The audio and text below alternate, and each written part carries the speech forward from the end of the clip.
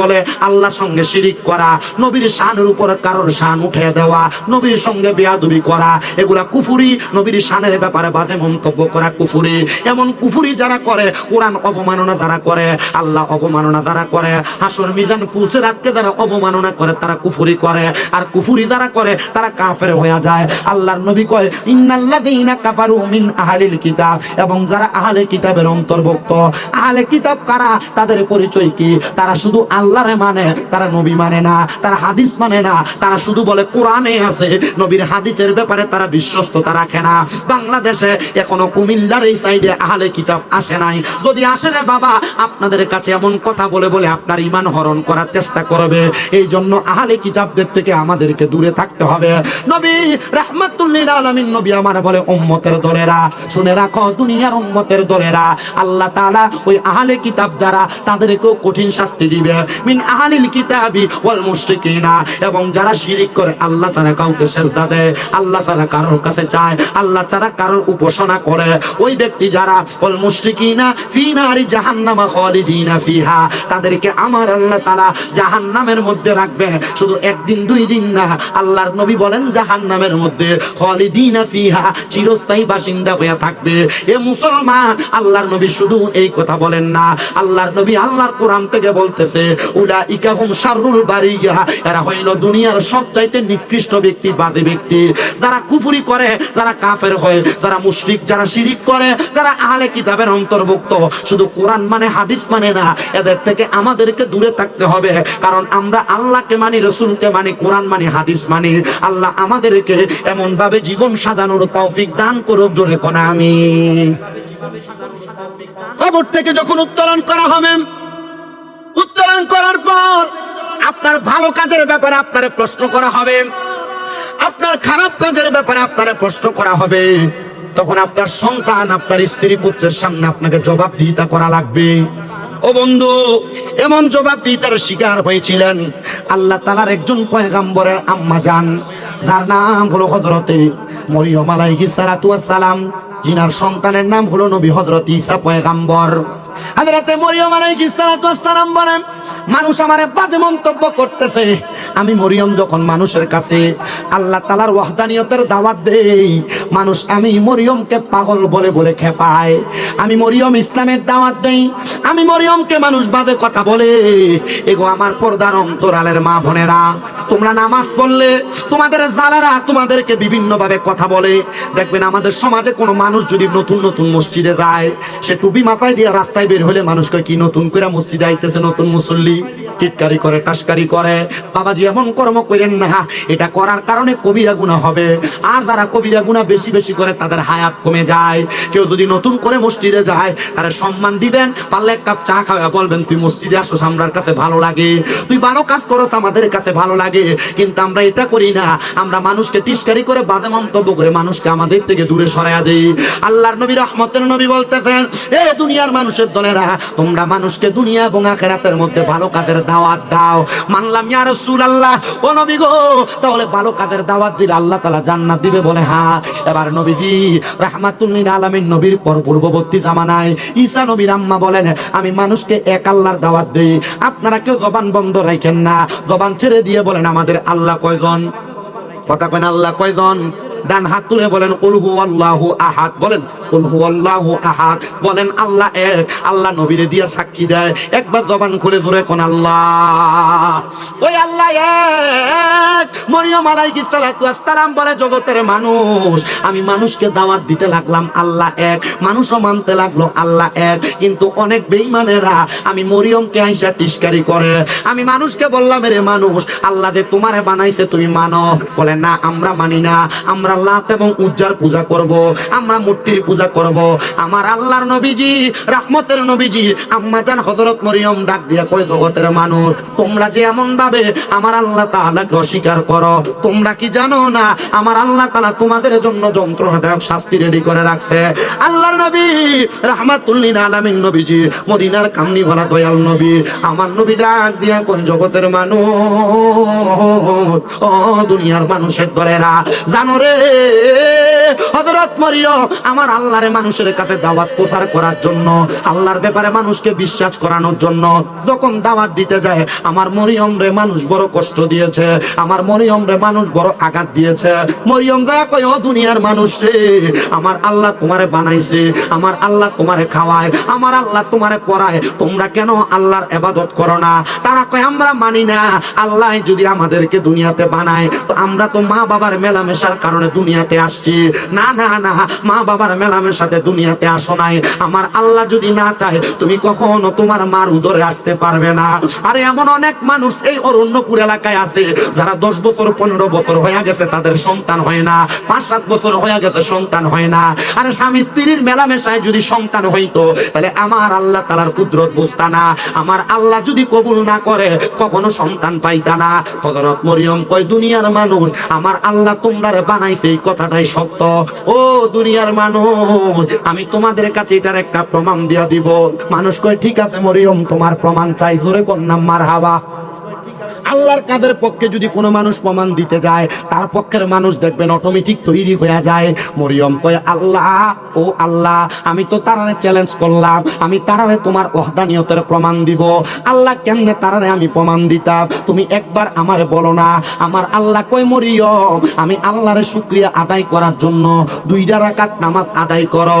ও বাবা, আল্লাহরে খুশি করবার লাগে 2 রাকাত নামাজ পড়ে আপনার সন্তান হয় না, দেখবেন নফল ইবাদতের কারণে সন্তান দিব, বিপদ কাটে না। 2 রাকাত নামাজ পড়লে আল্লাহ সন্তান দিব, বিপদ কাটিয়ে দিব। রোগ বালা হয় না, নফল ইবাদতের মাধ্যমে রোগটা ভালো কইরা দিব। হযরত মরিয়ম কয়, আল্লাহ 2 রাকাত নামাজ বললো, শুধু 2 রাকাত না গো, আপনি আল্লাহ যদি চান আমি আবার সারাটা দিব না, আপনার 2 রাকাত করে নামাজ পড়ে কাটিয়ে দিব। আল্লাহ কয়, মরিয়ম, আমি আল্লাহ বললাম 2 রাকাত পড়ো। হযরত মরিয়ম কয়, 2 রাকাত নামাজ পড়লাম। আমার আল্লাহ তাআলার বন্ধু হযরত মরিয়ম আলাইহিস সালাতু ওয়াস সালাম, ঈসা নবীর আম্মা জান, উনি বলেন, আমি যখন 2 রাকাত নামাজ পড়লাম, আমার আল্লাহ তাআলা আমারে কবুল কইরা নিছে। ওই কবুলের মাধ্যমে আমি নবুয়তের দাওয়াত দেই। এবার মরিয়ম আলাইহিস সালাতু ওয়াস সালাম আলমের মা হযরত ঈসা নবীর নানি, যার নাম হলো হযরতে হান্না। হযরত হান্না বলে, আমি যখন দুনিয়াতে চলাফেরা করি, আমার কলিজার টুকরা স্বামী, উনি ছিলেন বাইতুল মুকাদ্দাসের ইমাম। বর্তমান ফিলিস্তিনে যেই বাইতুল মুকাদ্দাস, ওই বাইতুল মুকাদ্দাসের ইমাম ছিল ঈসা নবীর নানা হযরত হান্নার। এই হযরত হান্নার স্বামী, উনি বলেন, একজন ইমাম ছিলেন না, বাইতুল মুকাদ্দাসের ইমাম ছিল 5 জন। ধরে কন্যা কয়জন? 5 জন ইমামে বাইতুল মুকাদ্দাসের মধ্যে নামাজ পড়াইতেন। আমি যখন নামাজ পড়তে লাগলাম, আমাদের গর্ভের মধ্যে আল্লাহ তাআলা 21 বছর কোনো সন্তান দেয় নাই। কয় বছর? কথা কয় না, কয় বছর? 21 বছর কোনো সন্তান দেয় না। আমি আল্লাহর কাছে কাঁদতে লাগলাম, ও আল্লাহ, আমার স্বামী আপনার ঘরের ইমামতি করে, আমার স্বামী আপনার ঘরের খাদেম, আমার স্বামী আপনার ঘরের চাকর। আল্লাহ গো, আপনি আমার একটা সন্তান দেন, যেই সন্তান আমার স্বামীর রসুলটা ধরে রাখবে। আমার আল্লাহ তাআলা হযরত ঈসা নবীর নানি হান্নারে ডাক দিয়া বলতেছে, ও গো হান্না, মনে রাখবা গো, আমি আল্লাহ তোমার একটা সন্তান দিব, তবে তোমার স্বামীর রসুল ধরে রাখার জন্য না, তোমার স্বামীর উরুস ধরে রাখার জন্য না, তোমার স্বামীর জন্য ইন্তেকালের পরে তুমি তোমার জীবন কাটানোর জন্য আমি তোমার একটা সন্তান দান করব। ঈসা নবীর নানির গর্ভের মধ্যে যখন হযরতে মরিয়মের জন্মগ্রহণ হবে, এমন টাইমে হযরত মরিয়ম তার মায়ের গর্ভে, ঈসা নবীর নানা জান ইন্তেকাল করলেন। ইন্তেকাল করার পরে ঈসা নবীর নানি জান আল্লাহর কাছে বলে, আল্লাহ, সন্তান গর্ভে নিলা, স্বামীকে উঠে নিলা, আল্লাহ তোমার কুদরতের খেলা বুঝতে পারলাম না। আল্লাহ, এখন আমারে ইনকাম করে খাওয়াইবো, আমাদের বরণ পোষণ কে চালাইবো? ও আল্লাহ, তুমি কবুল করো। অল্প কিছুদিন পরে হযরত মরিয়মের জন্ম হয়ে যায়। হযরত মরিয়মকে নিয়ে হযরত হান্না কুলের মধ্যে উঠায়া বাইতুল মুকাদ্দাস মসজিদের সামনে গেছেন। মুকাদ্দাস মসজিদের সামনে যাইয়া বাইতুল মুকাদ্দাসের বাকি 4 জন ইমামকে ডাক দিলেন, ও মুকাদ্দাসের ইমামেরা, একটু আমার সামনে আসেন। 4 জন ইমাম যখন সামনে আসছে, আবারও বইলা নেই, তখন কিন্তু পর্দার আয়াত নাযিল হয় নাই।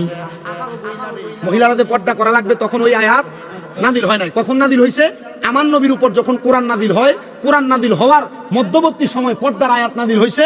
এরপর থেকে মহিলারা পুরুষের সামনে যায় না, বেপর্দা হয় না, পর্দার আড়ালে থাকে। আর আজ অরুণপুর মাহফিল, অরুণপুরের বেরিয়ে সব এসে কসমেটিক কিনবার লাগে। কথা কয় না, ঠিক না ভাই? আর দামাই যদি 500 টাকা আর 1000 টাকা দিয়ে কসমেটিক কিনন লেগে দিছে না, মুখ একটা ভুলে রাখছে বাক্য ব্যাংকের মতো। কথা কয় না কা?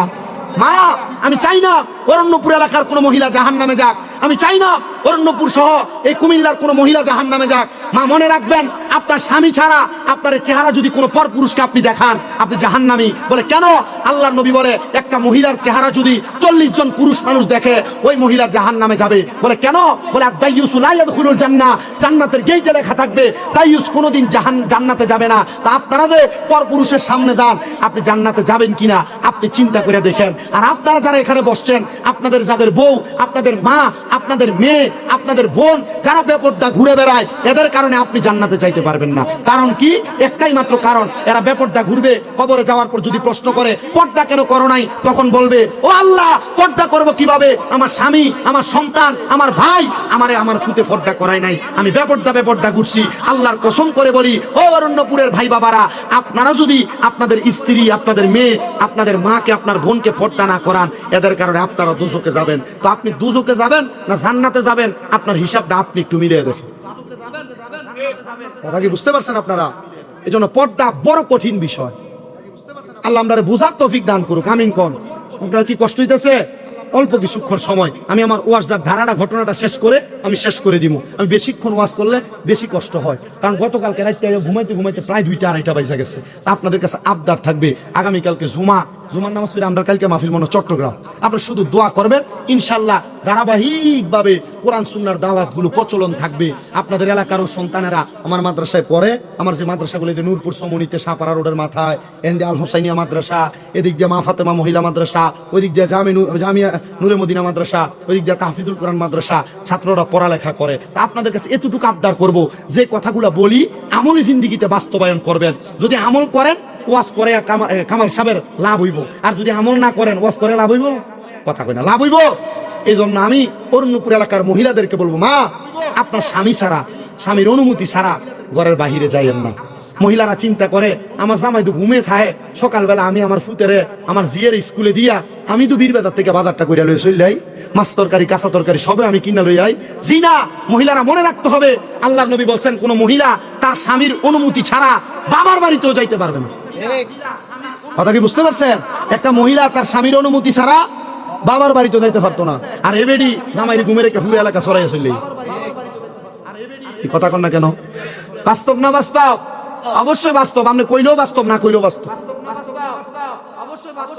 এজন্য মা বোনদেরকে বলবো আপনারা পর্দা করবেন, স্বামী ছাড়া কোন পর পুরুষের সামনে যাবেন না। আমাদের সমাজে একটা কথা প্রচলন আছে, দেবরকে মহিলারা তাদের ছোট ভাইয়ের মতো মনে করে, ভাত বাইরে খাওয়ায় না, দেবরের সঙ্গে মোটরসাইকেলের ফ্যাশনে ঘুরে আসেনি, দেবরের গায়ে হলুদের অনুষ্ঠান কত সুন্দর করে মুখের মধ্যে হলুদ লাগায়।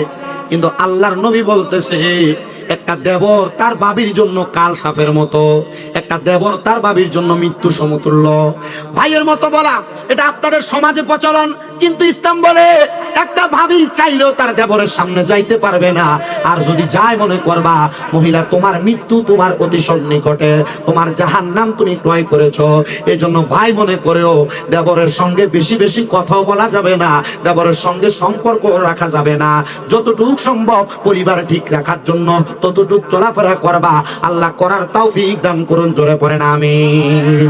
তো যেই কথা বলতেছিলাম, হযরত হান্নার গর্ভ থেকে সন্তান, হযরত হান্না ওনার সন্তান মরিয়ম আলাইহিস সালাতু ওয়াস সালামকে ওনার কুলের মধ্যে উঠাইয়া বাইতুল মুকাদ্দাস মসজিদের সামনে চলে গেছে। যে ডাক দিয়ে বলতেছে, এ বাইতুল মুকাদ্দাসের ইমামেরা, তোমাদের কাছে আমার আবদার, আমার মেয়েটার ভরণ পোষণ দেওয়ার মতো আমার কাছে এমন কোনো সাধ্য নাই। তোমরা কে আছো আমার মেয়েটার দায়িত্ব নিবা। বাইতুল মুকাদ্দাস মসজিদ বড় মসজিদ, ওই মসজিদের ইমামের মাইয়াকে লালন পালন করার জন্য সবাই রাজি থাকবে। 4 জন ইমাম কয় আমরা সবাই রাজি, তুমি চাইলে আমাদের কাছে দিতে পারো, কিন্তু 4 জনকে তো এক মেয়ে লালন পালনের জন্য দেওয়া যায় না, কেমনে দিবে? এবার হযরত হান্না বলে চলো একটা পরীক্ষা হয়ে যাক। হযরত হান্না তাদেরকে নিয়ে চলে গেলেন নদীর পার। বলতেছে আগে যে দোয়াত কলমে লেখা হইতো, দোয়াত কলমের কালিটা যেটা থেকে বের হইতো সেটা লোহার ছিল। ওই লোহার দোয়াত কলমটাকে বলে তোমরা 4 জন লিখো, তোমাদের দোয়াত কলমটা নদীর মধ্যে ছিটকে মারো, যার দোয়াত কলম ফিরে আসবে তার কাছে আমার মরিয়ম মানুষ হবে। লোহার জিনিস ফিরে আসার কথা না। চারজন একসাথে লোহার কলমটা ফিরে মারছেন, কিন্তু মরিয়ম আলাইহিস সালামের একজন খালু ছিলেন, তিনি বাইতুল মুকাদ্দাস মসজিদের ইমাম ছিলেন। তিনি বলেন ওই লোহার কলমটা সাথে সাথে আমার কাছে ফিরে আসছে। তখন আমি মরিয়মের খালু হযরত মরিয়মের দায়িত্ব নিয়েছি। জোরে বলেন সুবহান। হযরত মরিয়মকে লালন পালন করেন, বাইতুল মুকাদ্দাস মসজিদের পাশেই তার জায়গা করে দেওয়া হইল। কিন্তু ওই জায়গার মধ্যে একজন লোক ছিল যার কাজ ছিল সে এলাকার সুন্দর সুন্দর মহিলাদেরকে টার্গেট করতেন, যাদেরকে তার ভালো লাগতো সে তাদের সঙ্গে অবৈধ সম্পর্ক করতেন, মেলামেশা করতেন।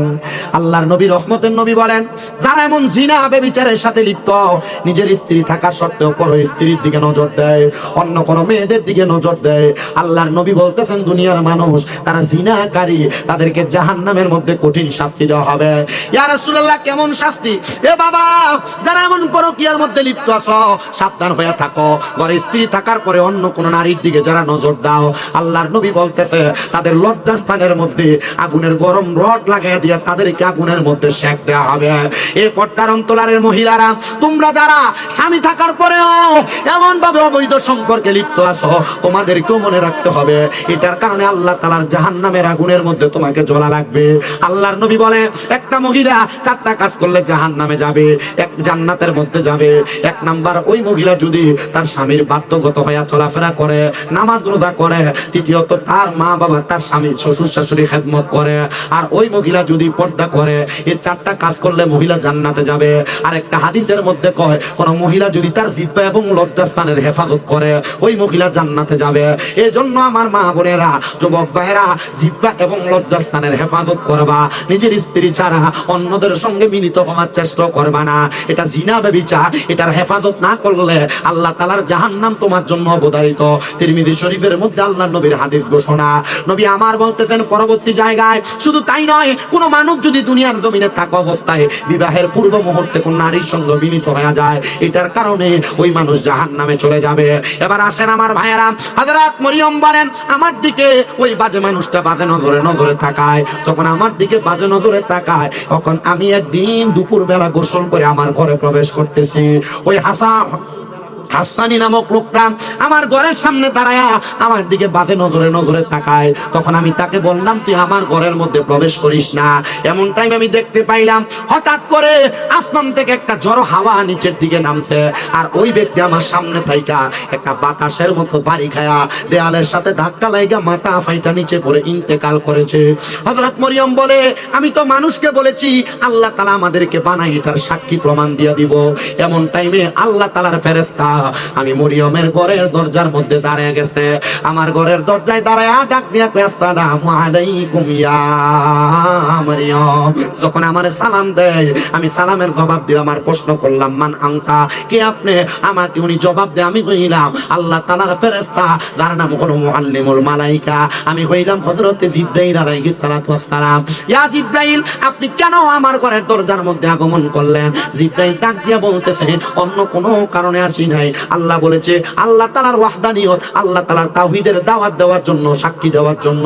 তোমার কাছে নাকি মুনাফিকরা প্রমাণ চায়, আসো আমার সামনে আসো। হযরত মরিয়ম জিবরাইলের সামনে দাঁড়াইলেন। জিবরাইল বলে, ও মরিয়ম, তুমি তোমার জবানটাকে একটু হা করো, মেরে ফেলো। হযরত মরিয়ম তার জবানটাকে মেরে ফেললেন। জিবরাইল তার মুখের মধ্যে একটা ফুৎকার যখন করলেন, হযরত মরিয়ম বলে ওই ফুৎকারের সাথে সাথে আমার গর্ভে আল্লাহ তাআলা একটা সন্তান দান করে দিয়েছে। বলেন সুবহানাল্লাহ। এলাকার মানুষ হযরত মরিয়মকে বাজে বলা শুরু করলেন। এ মরিয়ম কি করলাম? স্বামী নাই, বিবাহ হয় নাই, পেটে সন্তান আছে কিভাবে? বলে এটা আমার আল্লাহর কুদরত, আল্লাহ চাইলে স্বামী ছাড়াও সন্তান দিতে পারেন। মারহাবা কর। তবে এই যুগে চলে না। এই যুগে যদি স্বামী ছাড়া সন্তান আসে, মানুষ এটাকে জিনা করে মহিলা বলে ডাক দেয়। কথা কোন না ঠিক কিনা? শুনেন আমার বাবারা, হযরত মরিয়মকে মানুষ বাজে কথা বলেন, মন্দ কথা বলে। হযরত মরিয়ম বলে, বাজে কথা মন্দ কথাগুলো শুনে শুনে আমি মরিয়ম আল্লাহর কাছে নামাজ পড়ে পড়ে দোয়া করি, আল্লাহ মানুষ আমারে বাজে বলে, মন্দ বলে, আমার কাছে ভালো লাগে না। ও আল্লাহ, তুমি আমারে কবুল করে নাও। আমি মরিয়মকে মানুষ যে বাজে বলে, এটা আমার কাছে বড় বোঝা বোঝা মনে হয়। হযরত মরিয়মের গর্ভ থেকে অল্প কিছুদিন পর সন্তান আগমন করলো ঈসা পয়গাম্বর। মানুষ এলাকার সব একসাথে মরিয়মের ঘরের দরজায়, এ মরিয়ম, যে সন্তানের বাবা নাই এই সন্তান দুনিয়ায় থাকতে পারবে না। কেউ বলে এই সন্তানকে জীবিত অবস্থায় মাটিতে গাড়ায় ফেলো, কেউ বলে এই সন্তানকে জীবিত অবস্থায় আগুনের মধ্যে ফেলে দাও। হযরত মরিয়ম কয়, আল্লাহ, যেই সন্তানকে আমি জন্ম দিলাম এই সন্তান যদি আমার চোখের সামনে মেরে ফেলা হয় আমি মরিয়ম মানতে পারবো না। আল্লাহ গো, ফরিয়াদ তোমার দরবারে, তুমি আমার সন্তানটারে আল্লাহর হস্তে বাঁচাইয়া দাও। আল্লাহ কয়, মরিয়ম, আবারও আমার শুকরিয়া আদায় করে 2 রাকাত নামাজ পড়ো। যত জায়গায় আল্লাহর শুকরিয়া তত জায়গায় 2 রাকাত নামাজ। হযরত মরিয়ম 2 রাকাত নামাজ পড়লেন। এবার যখন হযরত মরিয়মের সন্তানকে তারা ছিটকে নিয়ে যাবে তখন ওই সন্তান ডাক দিয়া কই, ওই এলাকার মানুষ রে, আমি কোনো অবৈধ সন্তান না, আমি আমার আল্লাহ তাআলার ফুৎকারে তৈরি, এই জন্য আমার নাম আল্লাহ রাখছেন ঈসা রুহুল্লাহ। সূরা বলেন সুবহানাল্লাহ। হযরতে মরিয়ম আলাইহিস সালাতু ওয়াস সালাম কয়, আল্লাহ, আমার সন্তান যেহেতু আপনি এখন প্রমাণ করে দিয়েছেন, নবজাতক সন্তান জন্ম নেওয়ার পর কেমনে কথা বলে, তার মানে বোঝা যায় আল্লাহ চাইলে একদিনে জন্ম নেওয়া সন্তানরেও কথা বলাইতে পারে, ক্ষমতা আল্লাহর আছে না নাই? আজকে কথা কয়, তোরে কোন আছে না নাই? মুসলমান ইমামদারেরা, আজকেও বিকালবেলা আমার মাদ্রাসায় একটা ছাত্র আসছে কচুয়া থেকে, তার মা তারা ডাক্তার দেখে আমার কাছে নিয়ে আসছে, হুজুর, আমার বড় শখ আপনার মাদ্রাসা অনেক ছাত্র, এই ফোলাটারে আপনার মাদ্রাসায় পড়াইতাম। আমি কইলাম, পড়ান, এটা ভালো কথা, সন্তান মাদ্রাসায় পড়বে। আমি তার জিজ্ঞাসলাম, তোমার নাম কি? সে আমার মুখ খুঁজা তার নামটা বলতে তার কষ্ট হয়। দেখবেন এলাকার মধ্যে মানুষ বালা ফোলাটারে মাদ্রাসায় ভর্তি করায় না, যেটা ল্যাংড়া ডুলা আতুরে এটারে নিয়ে মাদ্রাসায় ভর্তি করায় না, না না, যেটা একটু সুন্দর দেখতে, স্বাস্থ্যকর, ভালো দেখতে, এটারে মাদ্রাসায় পড়াইবে। বাবা, মনে রাখবেন, মাদ্রাসার পড়া কিন্তু এত সহজ না। মনে করেন স্কুল ভার্সিটিতে কলেজে পড়লে মনে হয় এত সোজা পড়ালেখা, কঠিন পড়ালেখা। মাদ্রাসার ছাত্র যেমন বাংলা পড়ে, স্কুলের ছাত্র তেমন বাংলা পড়ে, স্কুলের ছাত্র যেমন ইংরেজি পড়ে, মাদ্রাসার ছাত্র তেমন ইংরেজি পড়ে। স্কুলের ছাত্র যেমন ভাবে গণিত এবং সায়েন্সের সাবজেক্ট নিয়ে পড়ে, মাদ্রাসার ছাত্র সেম সাবজেক্ট নিয়ে পড়ে। কিন্তু মাদ্রাসার স্কুলের পার্থক্য হলো, মাদ্রাসায় কোরআন সুন্নাহ শিখায়, এটা বাড়তি, কিন্তু স্কুলের মধ্যে এগুলা পড়ায় না, কলেজে এগুলা পড়ায় না। এজন্য আপনাদের সবাইকে একটু মনে মনে চিন্তা করতে হবে, আমার দুনিয়া এবং আখিরাত সুন্দর করার জন্য আমাদের সবাইকে এক একজন সন্তানকে আলেম দ্বীন বানানোর প্রয়োজন। আলেম কমে গেছে বিদায়, হক্কানি আলেম নাই বিদায় সমাজের মধ্যে বিশৃঙ্খলা, কোরআন হাদিস মানুষ মানে না, মানুষ হারাম কাজ বাদে কাজগুলা নিয়ে ব্যস্ত থাকে। ওই সন্তান কথা বলতে পারে না। আমি জিজ্ঞাসলাম, তো কথা বলতে পারে না, কম কম কথা বলে, তারে কেমনে মাদ্রাসায় পড়াইবেন? বলে, হুজুর, নিয়ত করছি ফোলাটা মাদ্রাসায় পড়ামু। হুজুর, ফোলাটা মাদ্রাসায় পড়ানোর কারণে বালা হইয়া যায়। আমি তার হা করে দেখলাম, তার আলা জিব্বাটা মনে হয় তার উপরের জিব্বার সাথে লেগে আছে। আমি বুঝতে পারলাম হয়তো এই কারণে তার কথা বলতে কষ্ট হয়। আমি তার মারে বললাম, আপনি মাদ্রাসায় পড়াবেন, ভালো কথা, মনে মনে আরেকটা ভালো নিয়ত করেন, যদি আল্লাহ আপনার সন্তানকে এমন রোগ থেকে শেফা দান করে, আপনি আল্লাহর রাস্তায় কোনো কিছু দান করে দিবেন। তো হুজুর, নিয়ত করলাম আল্লাহ যেন আমার সন্তানকে ভালো করে দেন, আপনি সে দোয়াটা করে দেন। ও বাবা, এমন অনেক সন্তান আমার মাদ্রাসায় পড়ে, তাদের মা নাই, যাদের বাবা নাই, কিন্তু তাদের দায়িত্ব তাদের মামারা, চাচারা নিয়েছে। একমাত্র মাদ্রাসা শিক্ষার ফজিলত সম্পর্কে জানার পর আপনাদের সবার কাছে করজোড়ে আবদার, আপনারা আপনাদের এক একটা সন্তান, এক একটা নাতি নাত করে মাদ্রাসায় পড়ায়েন। মাদ্রাসায় পড়ায় কথা সত্য, এটার একটু স্মার্ট ভাবে রাখে না, কোন রকম পুরাতন জামা কাপড় পরে পরে মাদ্রাসায় পাঠায়। আরে না, আলেম ওলামা হুজুর হয়েছে, সে নবীর ওয়ারিস হয়েছে, এর গায়ের পাঞ্জাবি থাকবো সুন্দর আয়রন করা, কি কথা কয়, এর পাঞ্জাবি থাকবো নতুন, মাথার টুপি থাকবে সুন্দর, আপনি এটারে ফরাই দিতেছেন কোন রকম যাত্রা হাইয়ার যায়, কোন রকম চলে আর কি না মিয়া। আপনি মনে করেন হুজুররা শুধু 10 টাকা, 20 টাকা, 50, 100 টাকা শুধু হাদিয়া পাই, এটাই হুজুর? আপনি ভুলা গেছেন নবীজি দুনিয়াতে নবীজির কোনো সন্তান রাখা যায় নাই, কিন্তু আল উলামা ওয়ারাসাতুল আম্বিয়া, নবীদের ওয়ারিস হিসেবে আলেমদেরকে রাখা গেছে। নবী যেহেতু পাও নাই, আলেমদেরকে সম্মান করো, নবীদেরকে সম্মান করা সওয়াব পাইবা। আপনি আপনার একটা সন্তানকে যদি আলেম বানান, আপনার লাভ আছে না নাই? আছে। আপনার তো কষ্ট করে বসে রয়েছেন, গরম লাগতেছে, বুঝতেছি। আবার অনেকে ঘুরতেছে, তাবার উঠতে রেডি হইব, ইয়ানাবি করে দাঁড়াইবো, মুনাজাতের আগে দিয়ে যাবো, মুনাজাতটা দেওয়ানোর সময় দেখবেন এটা জায়গা হয় না। এটা আমি বুঝি, এটাও জগন্নাথপুর ইউনিয়ন, আমিও জগন্নাথপুর ইউনিয়নের সন্তান। আপনারা যারা বাহিরে এখনো ঘুরতেছেন, জায়গা যতটুকু আছে ততটুকু একটু বসার চেষ্টা করেন। আমার ওয়াজ শেষ করতেছি, শুধু এই কথাটা বলে আমার ওয়াজটা শেষের দিকে যাচ্ছে। আপনার কি কষ্ট হইব? আমার ওয়াজের সিস্টেম এইটা, আমি আমার মাহফিল কমিটির টাইম দিয়ে দেই, তারা আমার দাওয়াত দিবেন এশারের পরে 1.5 ঘন্টা, নাহলে 10:30 থেকে 1.5 ঘন্টা, এমন নইলে দাওয়াত দেন, আর নাইলে কোনো দাওয়াত। একটু আগে আমরা ইন্ডিয়ান বের করে বইয়ে রাখলাম না মাহফিলটা, আমি কইছি যে হয় 10:30 থেকে 1.5 ঘন্টা, না এশারের পরে 1.5 ঘন্টা, যে সময় মন চায় না। 10:30 থেকে 1.5 ঘন্টা দিলে 12টায় মাহফিল শেষ, এশারের পরে থেকে 1.5 ঘন্টা দিলে 9:30টায় মাহফিল শেষ।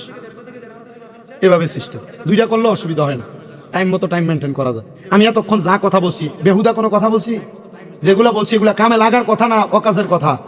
আপনি মানলে লাগবো কাজে, না মানলে এগুলা কিছুই না। আল্লাহ কবুল করেন, আমিন কন। আস্তে কইতা ফিরে আমিন, আর জোরে কন আমিন। হযরত মরিয়মের সন্তান যখন জন্ম নেয়, আল্লাহ যে একজন, আল্লাহ যে মানুষকে বানায় এটার প্রমাণ পাওয়া গেছে। কিন্তু এলাকার মানুষ বলে এই সন্তানকে এই এলাকায় রাখা যাবে না। মরিয়মকে আল্লাহ, তুমি কি আমার পরীক্ষা করে এখনো শেষ করো নাই? এই সন্তান জন্ম দিলাম, এখন আবার এই সন্তানকে আমার বুক থেকে কাইরে নিবা? হযরত মরিয়ম আলাইহিস সালামকে আমার আল্লাহ বলে, মরিয়ম এই সন্তানকে তুমি আবার আমি আল্লাহ তাআলার একটা পাহাড়ের গুহার মধ্যে রেখে আসো। হযরত মরিয়ম বলে, আমি আমার আল্লাহ তাআলার হুকুম মোতাবেক আমার সন্তানকে দুগ্ধ পান করায়া আমি পাহাড়ের গুহার মধ্যে রেখে আসতাম। ওগো আল্লাহ, আমার সন্তান ঈসা নবী কি পান করবে, কি আহার করবে? আল্লাহ বলে, রে মরিয়ম, আমি আল্লাহ তাআলা কুদরতের একটা নহর হযরত ঈসা পয়গম্বরের ডান হাতের আঙ্গুলের মাথার মধ্যে লাগাই দিছি। ঈসা নবীর যখন ক্ষুধা লাগবে, উনি যদি ডান হাতের শাহাদাত আঙ্গুলটা তার মুখের মধ্যে ঢুকায়, ঈসা নবী তার খাবারগুলা পেয়ে যাবে। আমার আল্লাহ তাআলা এই দয়া কইরা মায়া কইরা ঈসা নবীরে দুনিয়াতে বাঁচায়া রাখছে। এ মুসলমান ইমামদার, অরণ্যপুর এলাকার বাবাজিরা, বন্ধুরা, যদি ঈসা নবীর আম্মা জান হযরত মরিয়মের দুয়ার কারণে ঈসা নবীর আল্লাহ তাআলা হাতের আঙ্গুলের মধ্যে খাবারের ব্যবস্থা করে দিতে পারে, আজকে যে কামাল নিয়ে তার মা বাবার জন্য কবরবাসীর মাগফিরাত কামনায় জান্নাতের বাগান সাজাইছে, আল্লাহ চাইলে তার মা বাবার কবরের দুয়ার কারণে তাদেরকেও দুনিয়াতে ভালো রাখতে পারে কি পারে না? কিন্তু আমাদের সমাজে অনেক সন্তানেরা তাদের মারে ভাত দেয় না, তাদের বাবারে ভাত দেয় না। অনেক সন্তানেরা তাদের মা বাবার খাবার নিয়ে বিভিন্ন রকমের ঝগড়া ফাসাদ করে। কেউ যদি তোমাদের মা বাপরে ধমক দিয়ে থাকো, ভাত না দিয়ে থাকো, সন্তান তোমাদের কাছে করজোরে আবদার করি, পারলে তোমার পাও আমার সামনে দাও, আমি আমার জিহ্বা দিয়ে তোমার পা পরিষ্কার করে দিব, তবুও ওয়াদা করবা মা বাবার কাছে যাইয়া পায়ের মধ্যে ধরে ধরে মাপ চাই।